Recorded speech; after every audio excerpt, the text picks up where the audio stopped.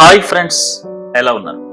యాక్చువల్గా ఇవాళ నేను చెప్పాలనుకున్న టాపిక్ ఏంటంటే past doesn't equal to future.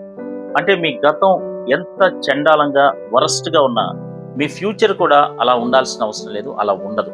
Okay, దానికి సంబంధించి ఒక ఎగ్జాంపుల్ తీసుకుంటాను. అదేంటంటే అనుపమ్ ఖేర్. మీ అందరికీ తెలుసు అనుపమ్ ఖేర్ ఎంతో గొప్ప డైరెక్టర్, యాక్టర్గా పేరు సాధించినటువంటి వ్యక్తి.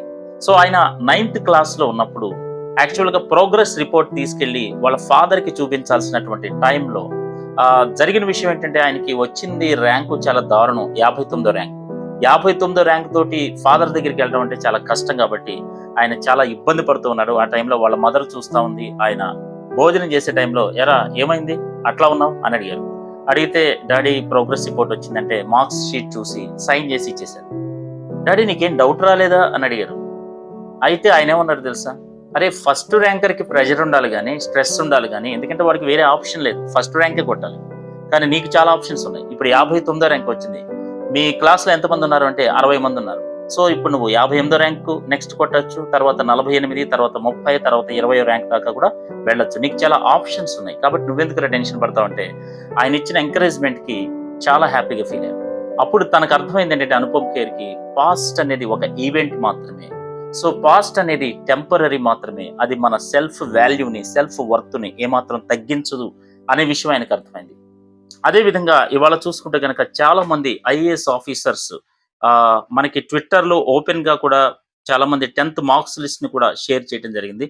అవి గూగుల్లో చూస్తే కనుక మనకి Shahid Iqbal Chaudhary 2009 batch IAS officer. ఈయనకి 55%, కేవలం 55% 10th క్లాస్లో వచ్చినాయి. మరి దీన్ని బట్టి చూసుకుంటే ఈయన ఐఏఎస్ దగ్గర రాగలరా? అదేవిధంగా అవానిష్ శరణ్ 2009 బ్యాచ్.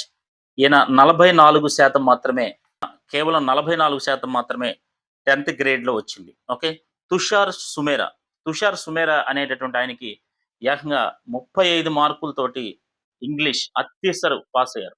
కొద్దిగా ఒక్క మార్కు తగ్గితే ఫెయిల్ అయ్యే పరిస్థితి. మ్యాథ్స్ కేవలం 36 మార్కులే. ఈ విధంగా అత్యవసర మార్కులతో పాస్ అయినటువంటి వీళ్ళు ఐఏఎస్ ఆఫీసరు, ఐఐటీలు ఇలా ఇంత గొప్ప స్థాయికి వచ్చారంటే మనము ఆలోచించండి. పాస్ట్ అనేది ఫ్యూచర్ని నిర్ణయించదు. పాస్ట్లో ఫెయిల్యూర్ అయినంత మాత్రాన ఇక ఫ్యూచర్ మొత్తం అయిపోయిందని మాత్రం ఎట్టి పరిస్థితుల్లో అనుకోవద్దని మీకు చెప్తున్నాను. Okay, thank you so much.